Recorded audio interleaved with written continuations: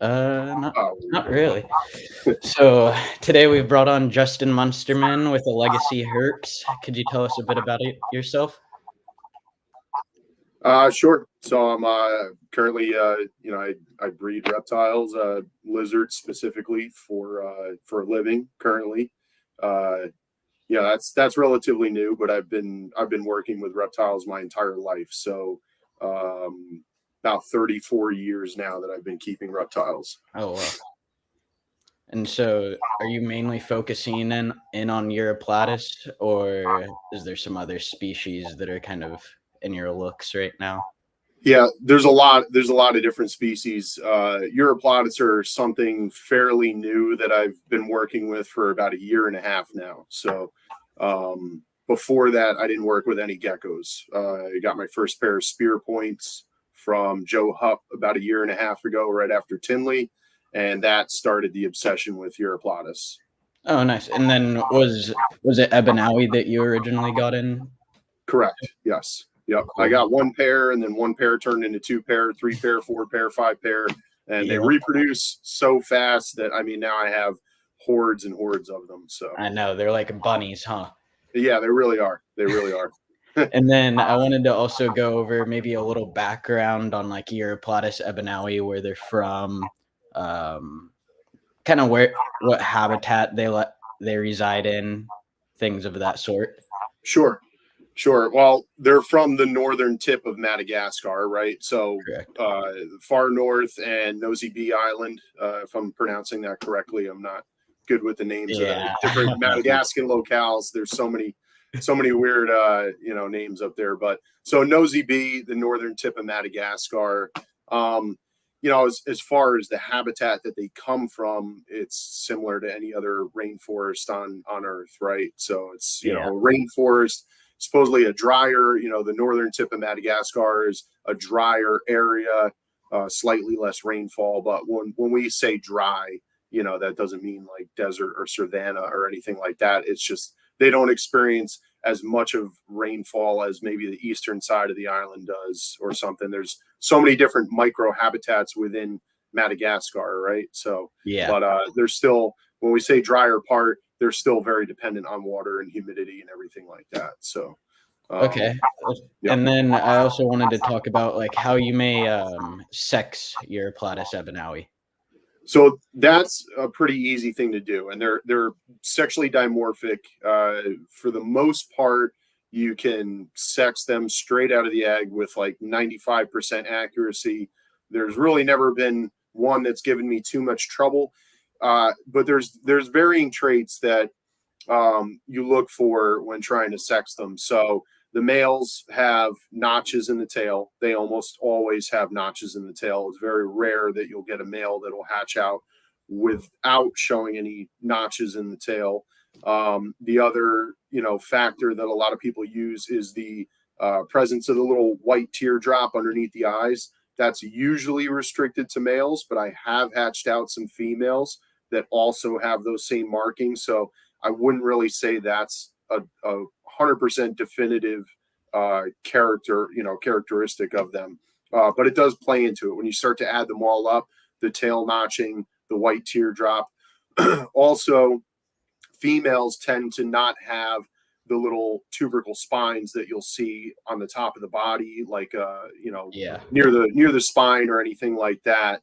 Um, then so the females will be smoother. Usually the males have more spikes on the top of the body going down the spine, everything like that to the tail. So when you use those three traits, in compare those, it's very easy to sex them straight out of the egg.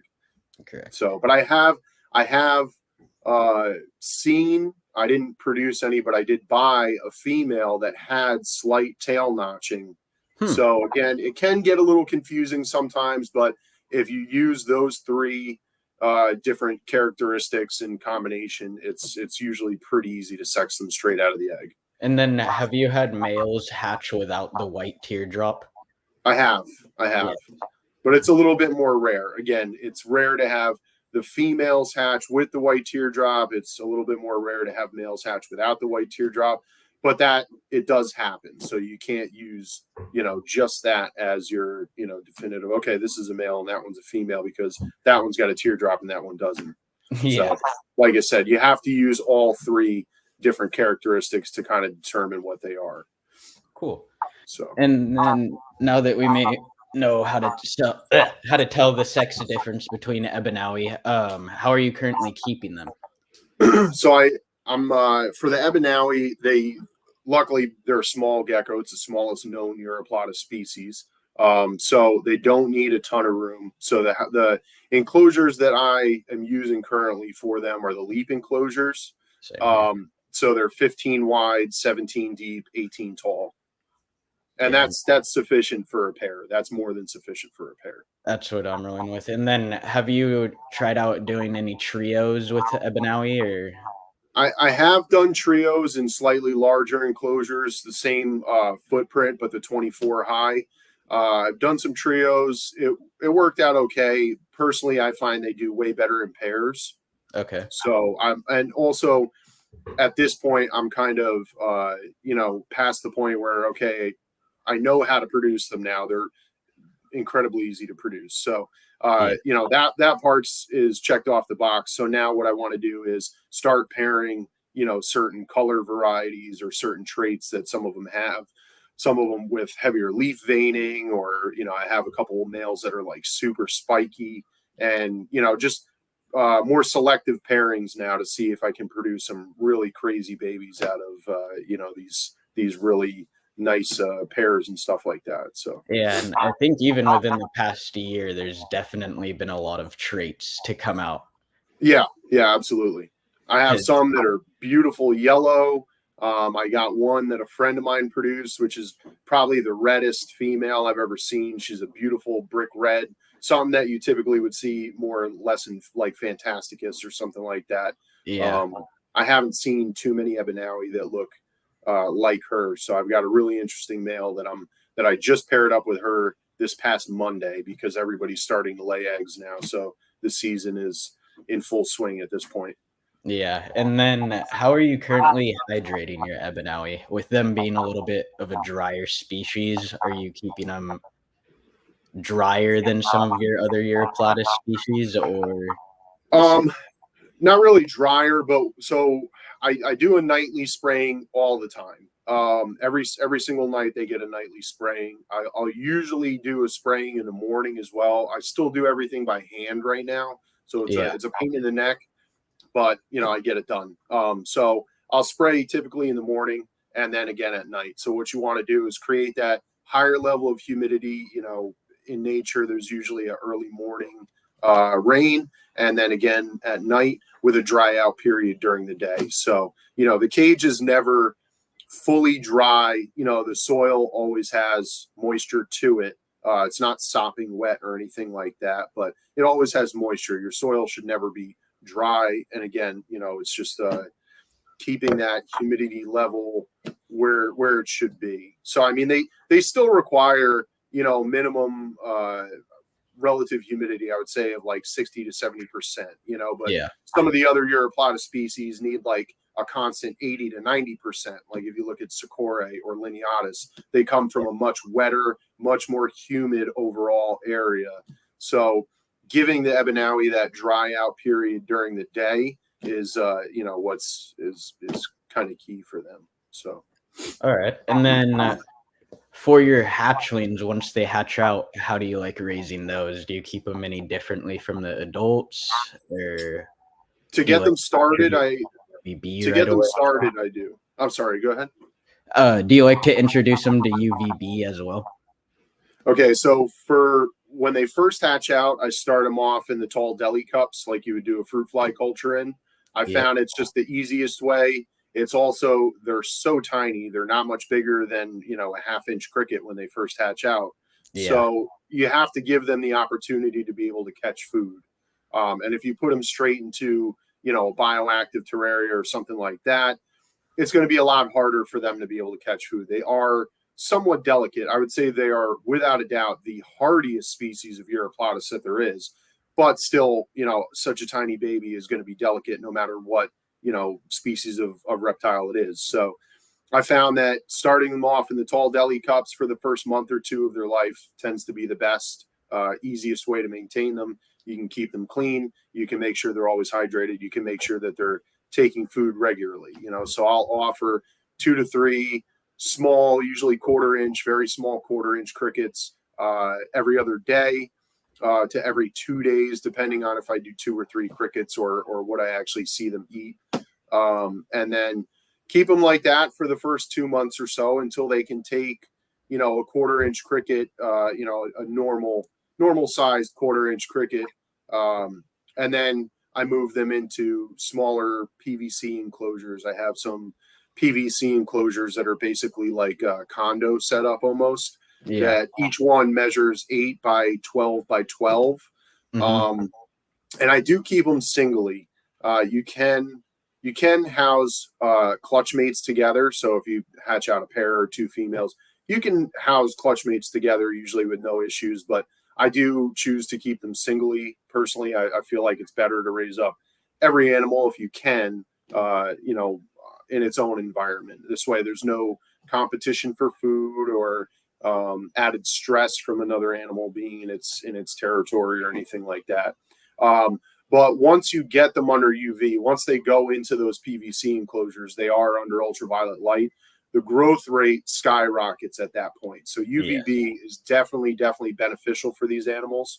And like I said, once you get them under UVB, it's like they double in size on a monthly basis, Yeah, and too, I think it was the other day on the Facebook forums, I saw someone had a still young female Abanawi that never was paired or anything, but Mhm. from being in the hatchling state with a sibling was holding gravid eggs. I Yeah. think you were on that as well. It was with it was a lady asking, "Oh, do you guys think my, eggs are good?" She's never been paired, and it was, like, a bunch of white eggs that all looked pretty fertile. Oh, yes. I do Yeah. remember that. Yep. And then also I wanted to ask how your breeding project is overall going, as in, like, are you finally starting to produce what you would like to produce, or are you still etching to get to there? No, I mean I've produced quite a few really nice Ebanawi as far as, and that was, just pairing up some of the ones that I had. I bought a lot of them as babies or juveniles, raised them up, but they grow so quickly, they mature so fast that I've heard others say that they can reach sexual maturity by 4 months. I don't really think that's a safe thing to do. Typically I find that my females will start laying infertils at around 7 months of age. So once they start to lay infertils, obviously their reproductive system is going, it's working, their body's doing what it's meant to do. So I feel like it's safe to pair them up at that point, but really you should wait until, your animals start to lay infertile eggs before you pair them. But with some of the ones that I've had, luckily enough, I did get some really stunning ones, in my opinion. So I've produced a ton of really nice ones, but like I said, they're so easy to reproduce that now I want to focus on and producing some higher colored ones and different traits and just mess around with them. You know what I mean? Producing them is very easy. So now I just want to see what I can start spitting out when I pair up some really exceptional animals. And so far, maybe what are some of the traits you've seen start to come out? Because when I originally was getting into Ebanawi, it was mainly you just saw that very gray male with a Yeah, tan or mid-red female, but I right. think recently I've seen them turn into almost like a Fantasticus, where now Yeah. you're seeing all these different traits come out. I think it's pretty cool, actually. Yeah, it's very cool. It's very cool. So I mean, I know exactly what you're describing, where a lot of them, and there still are. There's a lot of them that aren't very, what we wouldn't consider very pretty, right? I mean, they're kind of more bland looking animals, like a brown, different forms of brown and stuff like that. Yeah. Um, but there are a lot of different color varieties that can happen. I mean, if you just Google image, search uroplatus ebanawi, there's so many Google images that you can see of like wild Ebanawi that are just absolutely stunning animals that would Yeah. rival any Fantasticus. So I've got some that produce like they have incredibly bright orange, like I've heard it dubbed fire belly. I don't know if that's, people make up these names for Yeah. whatever they want to suit their needs, but I've heard some people calling it fire belly. So I hatch out a ton that look like that, and they have come from a few specific animals that I got from another breeder. His lines seem to produce a ton of these really high colored animals. But then I have others that,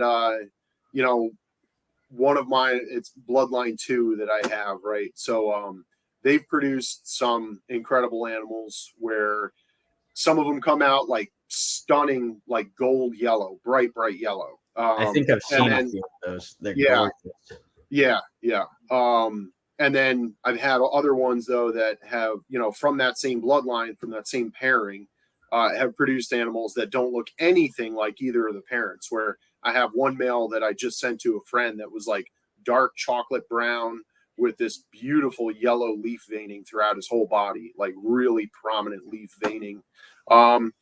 So again, I mean, there's all kinds of whatever you want to call them. I mean, they're a variable species, so I don't like to put the term traits on it. It's technically a trait, but who knows if it's genetic or if it's just a roll of the dice. Because, like I said, these two, more the female that produced that one that I just mentioned is like a kind of like a burnt orange color with a bright orange belly and some nice purple like dusting on her. And then the male was more yellow and he retained all this, you see some of the juveniles with like, I call it frosting, but they'll have like the frosting on them similar to like a Fantasticus would. So he retained all that, and that was like there all the time. Because with Ebanawi, you typically see that's like the most fired up that they'll get. And it's usually due to humidity. So after you give them a nice heavy spraying, especially with the youngsters, the babies and juveniles, after you spray them down, they'll really fire up to their biggest potential, I guess you would say. So, but he retained all that, and it was there all the time. So he had like these white banding throughout his body and stuff. So that pair, like I said, that pair has produced tons of really high yellow babies, which I held back one female that was like super gold, and I have a male that is just screaming yellow all the time that a friend produced, that I just paired those two up on Monday too. So be interesting to see what those produce. But again, those parents produced other babies that don't look anything like that. I held back one more from that same bloodline where the female is like this purple color, she's like a light eggplant purple color with beautiful yellow leaf veining, like really heavy leaf veining throughout her body. So I held her back. She's really interesting, but again, it's just kind of the luck of the draw. I guess we'll see, going into the future, if some of these pairings, do produce even higher colored animals or animals that look similar to the parents, or is it just something that, it's just random? Yeah. And then too, how many eggs do you think you get per season? Because I've noticed with Ebanawi, it's like my first couple of lays with a lot of my females will be a good like two eggs, and then all of a sudden I'll start seeing like the 3-egg clutch back Oh, down. really? Yeah. Have you noticed that at all? No, I've never had a 3-egg clutch. I mean, not to my knowledge, at least. I have found eggs where, if I'll go through, there's a single egg and then double, clutches of 2. Yeah. So honestly, I couldn't say for sure if maybe that female laid 2 eggs in one spot and then deposited a 3rd egg in a second spot. But I've never like uncovered a clutch of 3 eggs altogether. So I personally, I can't say I've ever seen that, but they are very, very prolific where, they'll lay a clutch of eggs like every 3 to 4 weeks. So sometimes 3 weeks. They've been incredibly productive species. And so are you keeping the pairs together all year round, or once you're trying to brewmate, do you like to also separate them out to prevent any possible breeding going on? Well, so that's a good question. So I've noticed more recently. Again, I've only been working with this species for a year and a half now. At first, it was just I talked to some other keepers, and they said, "Yeah, you can keep them together all year round." I keep mine together all year round. So I think what I'm going to do going forward, though, is separate the males from time to time because, uh, you talk about, you hear a lot of people having like calcium crashes or anything like that, or just the females crashing from being such a productive species. Yeah. I haven't had as much issue with that as more recently I've had issues with males crashing. Oh, really? So, yeah, I guess what it comes down to is it's such a reproductive driven species that the males will breed themselves to death if you allow them to. Yeah. So going forward, I have a couple smaller enclosures that I'm going to set up where I can pull males periodically, let them rebound. It'll also give the females a little time off to rebound, but that doesn't necessarily mean that the females will stop laying eggs because they will retain sperm and they will continue to lay eggs. True. My first group that I got, the male in the trio that I acquired didn't do so well for very long. He actually only lived for about 2 months when I first got him. He was supposedly a proven breeder when I got him, so it was kind of an unknown age. But he lasted about 2 months and then just crashed and went downhill immediately, and had perished within about a week of me even noticing after pulling him out of the female's enclosure. Those females continued to lay eggs for another 5 months after he was gone. I didn't Yeah. even know that they were breeding at that time. At first, I found babies in the adult female's enclosure, and then started digging through there and found like 5 or 6 clutches of eggs, and they continued to lay eggs without a male present for at least another 5-6 months. So, And um, then have you had any struggles trying to brumate the females to where they kind of slow down on the eggs for the winter months or no, no. I mean, I reduced the amount of daylight hours. I'm in New York, so we go through 4 seasons. So it gets a lot colder here in the winter time. It's really just starting to warm up now.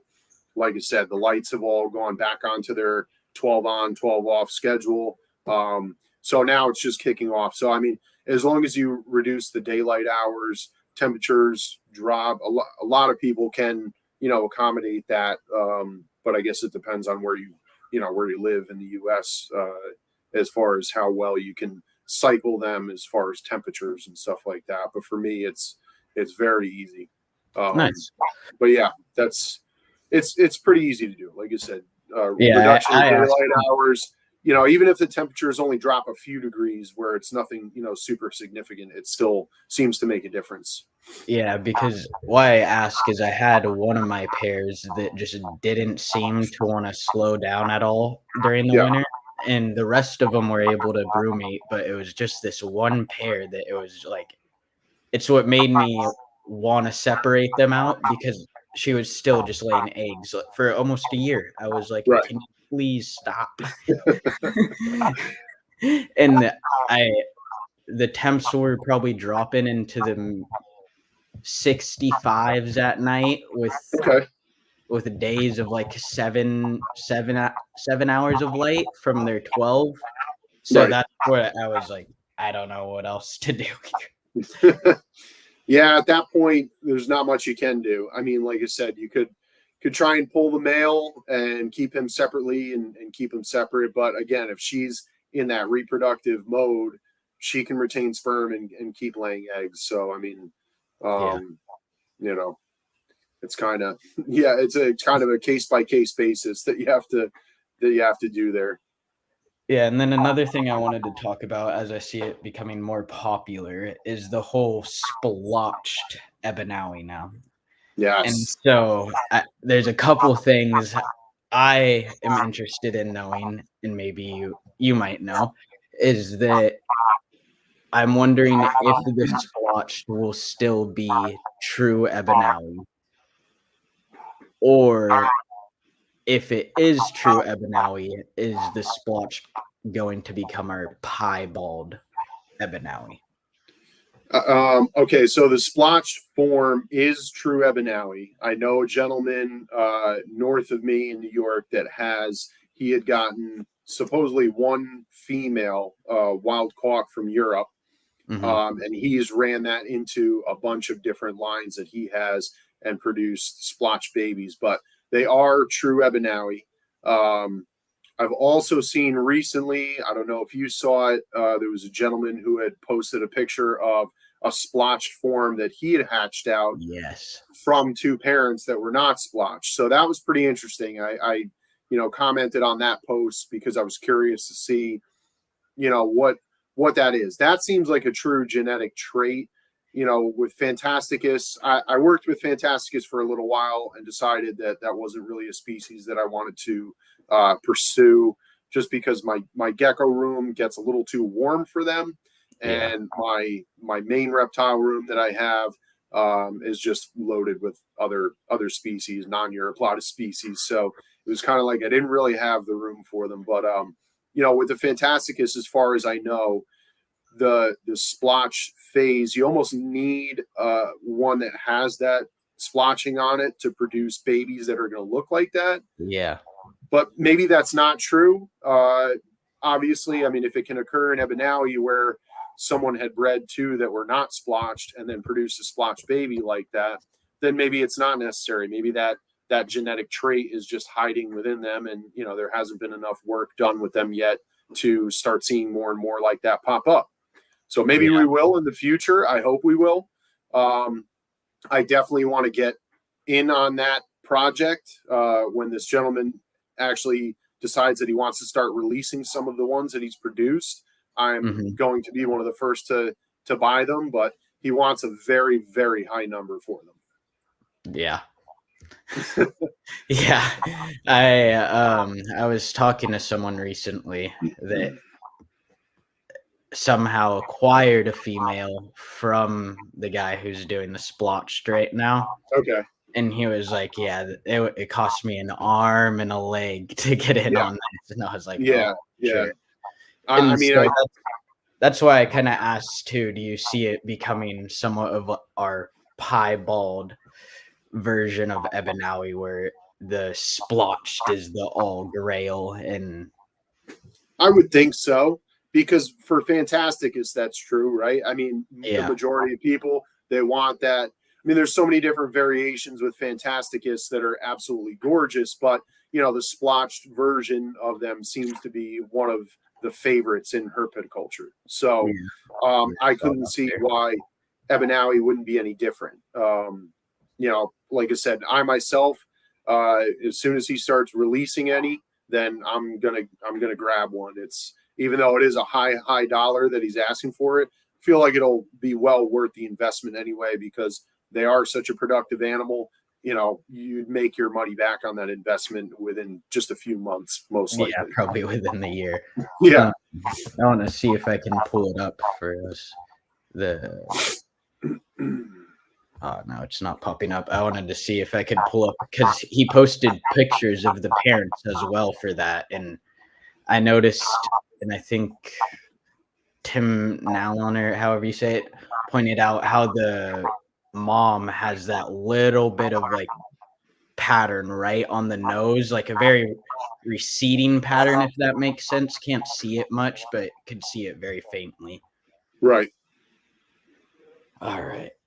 And then how do you see the overall market of Ebenaui going, as since they are so prolific, people are able to get into breeding projects and start producing their own within the year? Yeah. What's your take on that? Well, I mean, like with anything, it's a supply and demand issue, right? So, obviously, being that they are such a productive species, so hardy, and the market could become saturated with them. But I think as more and more people, like, it's a great beginner species. If you wanted to get into uroplatus, Ebenaui is the avenue to go. Start with them.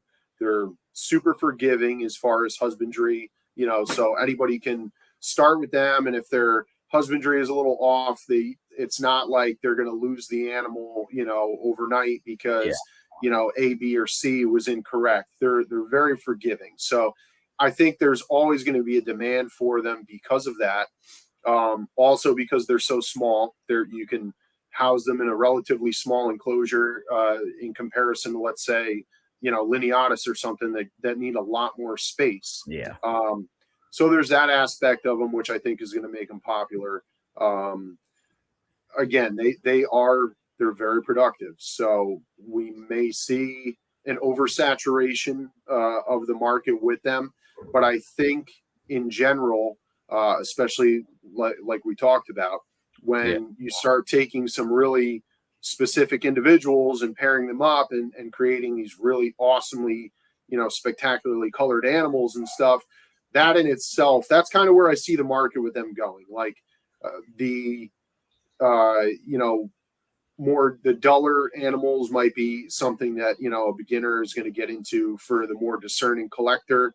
And I've noticed that personally. Like I said, some of the ones I produced this past year were really awesome, and I've had a huge demand for those animals specifically, where people are like, I only want high colored Ebanawi at this point. Like, I'm being very selective of what I'm adding to my group at this point. So I don't really see any time in the near future of them not being popular in the marketplace. There's still, even though we look at it as like, okay, there's a ton of people producing them now, there's still a huge demand for them.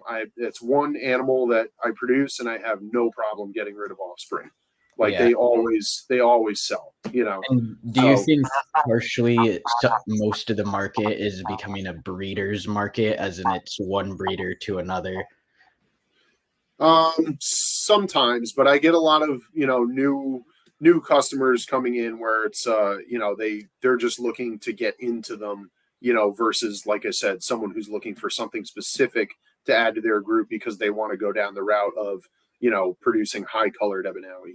Yeah. So yeah. And then do you also think with possible oversaturation and also the fact that there's other leaf, I don't know, not leaf tails, but part of the Ebanawi that aren't Ebanawi, if that's an easy way to say it, are going to start coming in? Do you think there will be a price drop in Ebanawi? Well, so do you mean like coming in like wild caught? Yeah, like now that we're having like uroplatus fiera, a cup, and then Right. you know what I'm saying? That now some people's focus may shift over to the newer species, and it'll slowly start to dwindle the $500-600 Ebanawi that you're seeing, or up even higher to Right. the 1,000 Well, range. sure. Well, so the thing is, I have seen the prices of Ebanawi kind of vary already. You know what I mean? It depends Yeah. on who's selling them, and stuff like that. How many they have. I know some people who are just desperate to get rid of them because they're such a productive species. 20 or 30 babies stack up very easily, very quickly. So they offer them at a lesser price in order to move them faster. But that is a true statement with any species of reptile. You know what I mean? It's all dependent on the seller and what they want to ask. It's their animal. They can ask what they want for it. They can sell what they want for it. I think there should be some standard as far as price. You know what I mean? Yeah. Where everybody kind of is like, okay, well, even though we're all producing them, we're producing lots of them. This is what they sell for. The market has proven that people will pay this much. Price A for them. There's no reason to downgrade them at that point. But you can't control what everybody else does. So I mean, I've seen some Ebanawi that people have posted for $275, and then others that ask $600 per individual. And it's not a differentiation of color or anything like that. It's just the seller and what they're choosing to ask for it. So I mean, me personally, I like to price mine at around $400 a piece. I have not yet done any like, okay, well, this one's not quite as pretty as this one, so I'm going to sell this one for less money than I do this one. So far, it's just been across the board. That's what I ask for them. So it is what it is. But I think as more and more people produce them, speaking back to that, it's whatever someone chooses to ask for their, offspring, and they have every right to do that. So I don't know. As far as, wild caught Ebanawi never come in. Yeah. Like true Ebanawi, true wild caught Ebanawi don't come in wild caught anymore. What you see when it's a spear point, advertised, there's even some of them on Morph Market. There's actually one pair that I'm considering purchasing on Morph Market right now. They're advertised as spear points, which is true, I'm glad to see that they're not being advertised as Ebanawi, but I don't even know if the seller truly knows what they are. It is clearly uroplatus fiera. Yeah, I saw so those. There is some confusion. A lot of people get confused with that, and that could be an issue in the future if someone doesn't know what they're purchasing. If it's not specified by the seller and someone sees spear point leaf-tail gecko for sale, we all of a sudden, I think we just all automatically think Ebanawi because those are the most those are not Ebanawi. So there could be an issue where someone gets those and then they also buy Ebanawi and start to, crossbreed them and stuff and create these hybrids, which would not be good. Definitely wouldn't be good. But so the one thing that I would say to people, who are not sure of how to tell the difference, uroplatus fiera is the most commonly, when you see a spear point leaf-tail gecko that's wild caught and offered for sale, it's 99% of the time uroplatus fiera. There is another species that looks very similar to fiera even, that could be, likely not, but there's Fatsivava, which also looks very similar to fiera. I don't know for sure if those have ever been exported, but again, they're also pretty near to where fiera are collected from, so there could be a chance. There's that book, I don't have it in here, but there's that book, the uroplatus handbook. Oh yeah. Anyway, anybody who's getting into, it's the big thick one. I have a couple different ones. I don't remember the author, but it's a big thick one. Is that on my end or yours? I don't know why it just started doing that. That's weird. I have the book in the next room. I'll grab it so people know what we're talking about.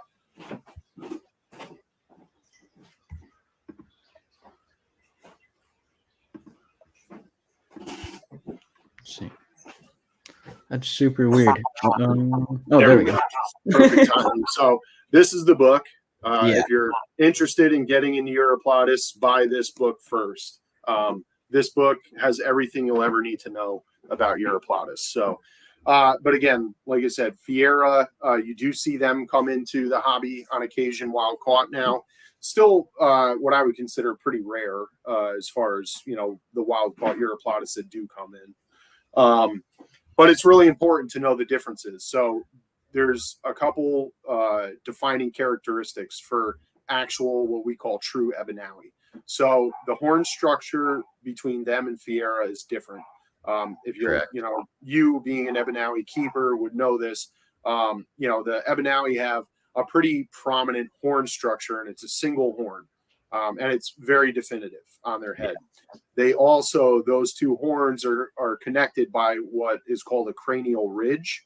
So they have a raised ridge on the top of their head that, again, is pretty prominent. So it's hard to get it confused. Like I've seen where fiera have, like, I wouldn't even call it a ridge. It's like a wrinkle on the top of their head where it kind of looks similar, but if you see an actual Ebanawi next to one of them, it's a night and day difference. So you have to do your research. And then also the color of the buccal membrane, right? So we know that Ebanawi, their buccal membrane is jet black, where fiera, it's a flesh tone. So those three things are a very easy way to differentiate the two species. And the fiera have a double horn, and it's very poorly, described on them. So they'll have smaller, more of a fleshy kind of horn. It's Yeah. soft, not like the Ebanawi, where they have one small one above the eye and then an even smaller one on kind of behind that first Yeah. one. And then do you think that with Fiera becoming more popular through imports that we're going to see kind of the rise of Fiera as popular as Ebanawi, or do you think there'll always be kind of I don't feel that way. Number one, from what I've seen, and again, I know of one person that I don't know if he still breeds Fiera, but he did at one point breed Fiera specifically. But I've never seen Fiera. Well, that's not true. I haven't seen too many Fiera that were really standout animals. They're usually more of like earth tones and stuff like that, lots of brown. So I don't think the popularity of them is going to become greater than that of Ebanawi. Although I do have a friend, customer who's now a friend.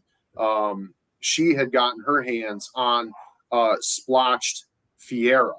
So there is that same trait in them.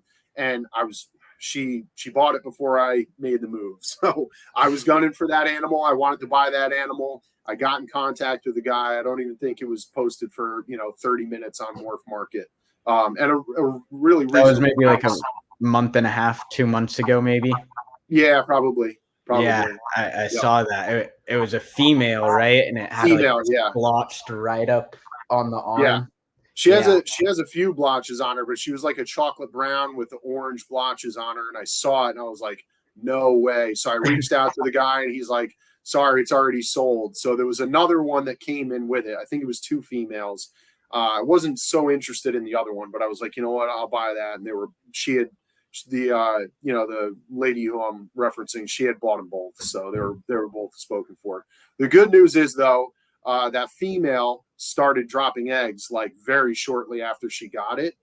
And one of those eggs hatched already. And it looks to be a splotched baby from that. So there's maybe a lot of unlocked potential within Fiera too. So you can never really, look into a crystal ball and tell the future and say, well, these are never going to be as popular as Ebanawi. They may, but again, we'll see. I don't think there's enough people, at least to my knowledge, who have worked with them extensively at this point. Are they as productive as Ebanawi? Are they as hardy as Ebanawi? Are the care requirements as similar to Ebanawi to make them as popular? I think that's part of the drive as to why Ebanawi are so popular, because they are so hardy, because they are so productive, and the ease of care and everything like that. So I don't know. Only the future can tell how that'll go. But And then maybe one thing we can dive into as well is how are you acclimating wild-caught uroplatus, and how do you think they should be acclimated? Because from my take, it seems like a lot of people aren't doing like a fecal on them.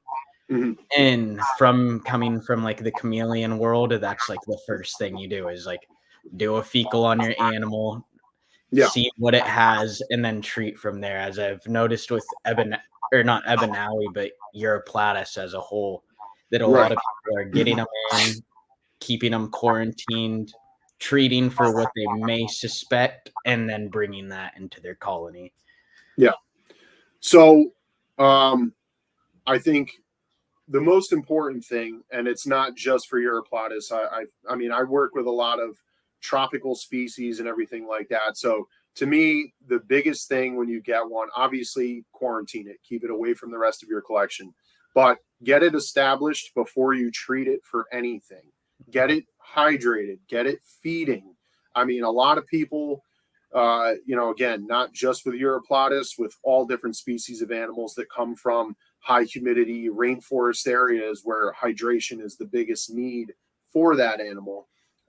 They get an animal in, it's malnourished, it's dehydrated, and they go ahead and treat it right away for any internal parasites. And that's the easiest way to kill any reptile that you're keeping is treating it before it gets established. Even the importers will do that, where they get an animal in and, they shoot some Panicure and some Flagyl down their throats and then put it in a setup, and that's it. So that's the easiest way to kill any animal. Hydrate it, get it established first. Once if there's obviously, a really big parasite load in the animal where you can see that it's not going to survive, this animal's going downhill fast, then you have to make those, adjustments to maybe treat that one on a different case-by-case basis. But if the animal is willing to drink and willing to eat, let it get established. Give it a month before you try and treat it for any kind of internal,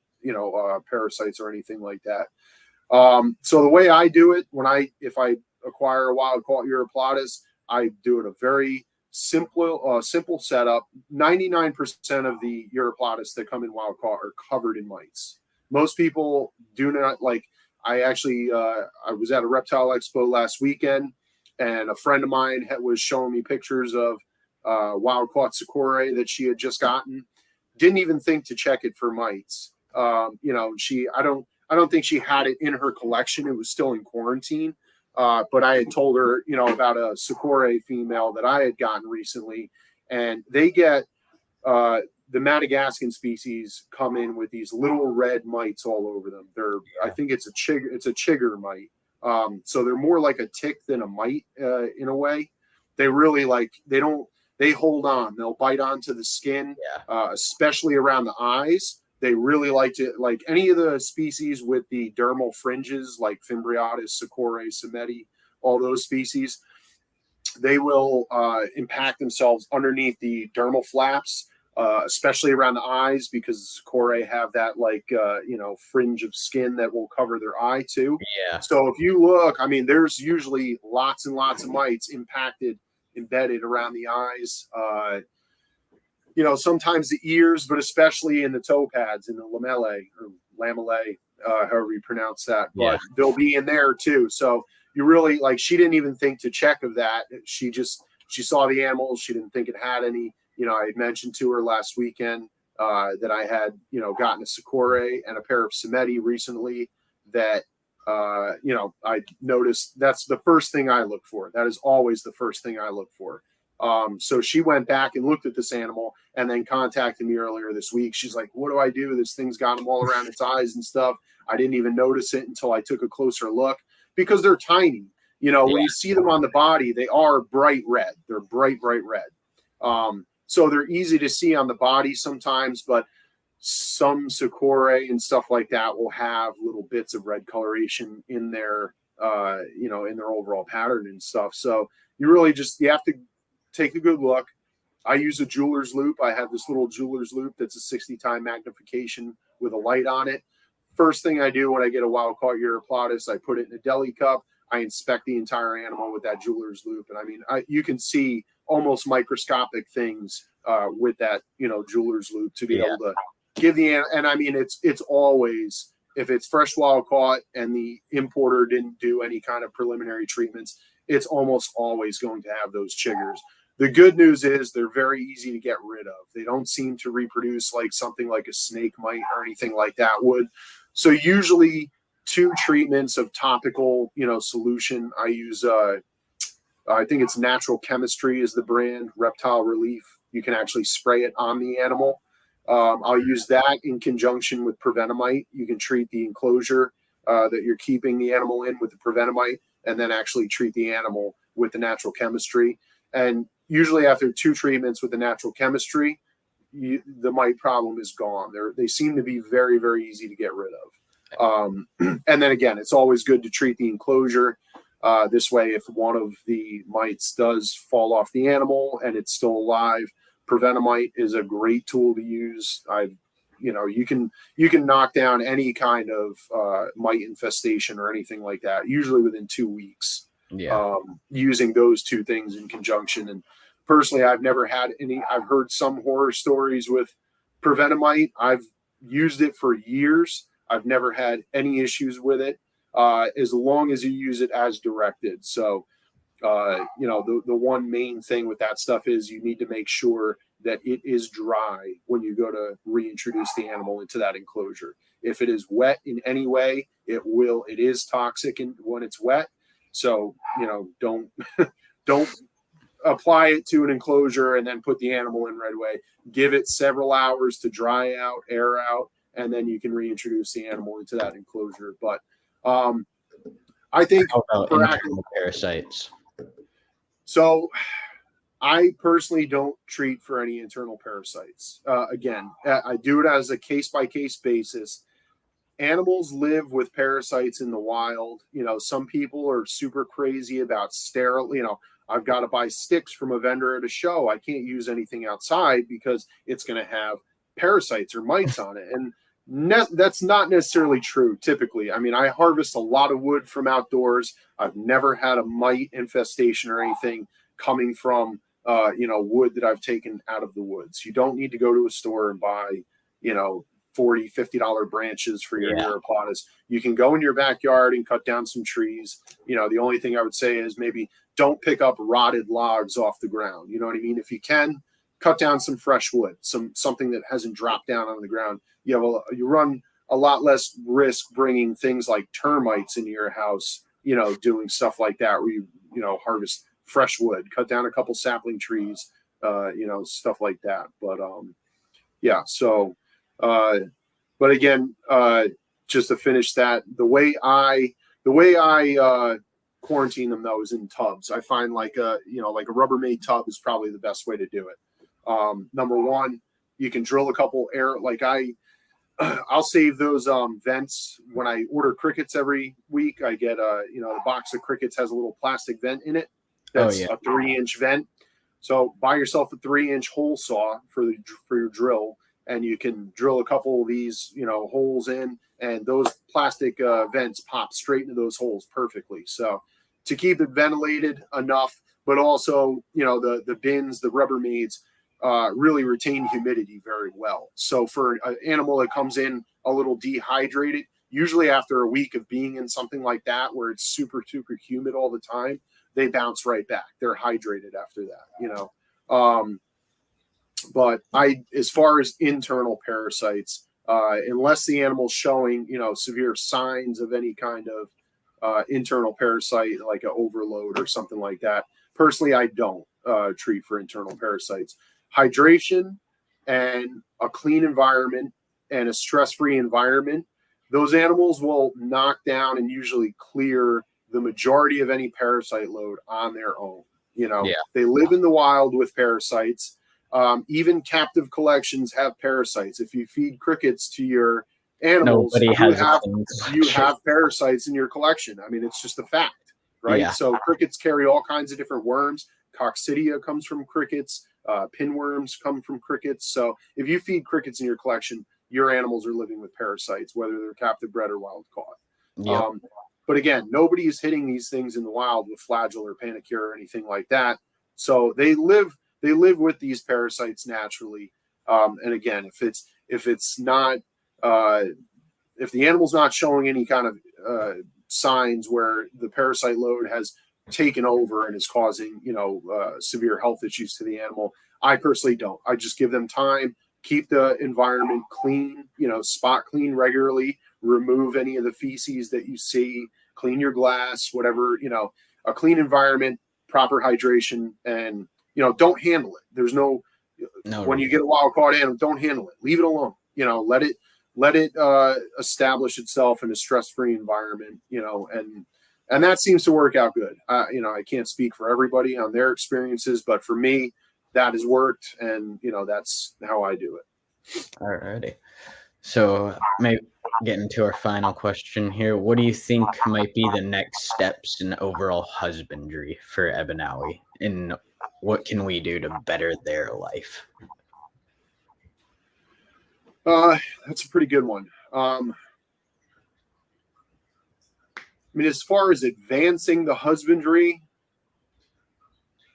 I mean, there's so many things. I wouldn't say that it's specific to Ebanawi or anything like that. I mean, I personally, everything that I keep is in a bioactive live planted enclosure, unless it's something that's a fresh wild caught animal. But all my established animals, all my breeders are in a bioactive, fully planted, vivaria. So I don't really know how I could improve on that anymore. You know what I mean? Like space wouldn't be something, if let's just say, instead of keeping them in a 15 by 17 by 18, now I'm going to put them in a 48 by 48 by 48. It just wouldn't make sense. You know what I mean? No. So, as far as advancing the husbandry goes on them, I don't really, see a whole lot of room for that to improve, at least on my own behalf. Like I said, I try and create as close to a wild environment for all of my animals as I possibly can, whether it's plants that are native to their natural range, or sometimes even sticks and branches that could be native to their natural range, everything like that. There's obviously still a lot to figure out. Ebenaui seem to be not exactly new on the scene as far as uroplatus that people are working with, but they're relatively new as far as popularity, right? Like we've seen a huge growth in their popularity over the past few years. So it's all, we learn as we go. And the thing that's, the best way to adjust or improve on your husbandry is just making the adjustments. Observe your animals, and they'll usually tell you what they need. You know what I mean? When you get to the point where you're looking at that animal, you're observing it, and you're like, okay, well, why does it do this specific thing? Or why is it hiding in this specific area? Maybe it prefers this. So let me see if I can expand on that. You have to just make adjustments with your specific style of keeping to benefit the animal. And I think that's really the how we can improve on it. Just pay attention to the animal, and they'll let you know what they need. Yeah. And so I was also thinking, do you think possibly bringing or standardizing the luminized lights for uroplatus would be advancing in husbandry as they're a crepuscular species? Right. I think so. Honestly, I think you asked me that the other day if I was using any of them yet, and I don't currently, but I have a few new racks that I'm setting up right now with some enclosures on it, and the Ebenaui will be going on one of those because I'm moving them from one room to another right now. So I am going to set up that entire rack with luminize. I really am excited to try those. And if they're, everything that everybody's cracked them up to be, I'll probably switch all my lighting over to those eventually. But they are pricey, so it obviously takes time. I think they're like what, 150 to 200 per light or something like that. And I think their LED bars are like 220, 240. Yeah. So I mean, it's pricey, but I think that they'll definitely be beneficial, especially for uroplatus because of their crepuscular nature. So. Yeah. All right. Well, I think we've pretty much gone over all the most important things here. So, anything else you'd like to say? No, I think I'm pretty good. I appreciate talking with you and everything. Thank you for asking me to come on. Yeah, I appreciate you coming on. Hopefully, we can have another talk in the future, maybe about Lineatus next time. Yeah, for sure. All righty. Sounds good. Absolutely. All right, Chandler. Thanks a lot. Thank you. Have a good day. Take care. You too.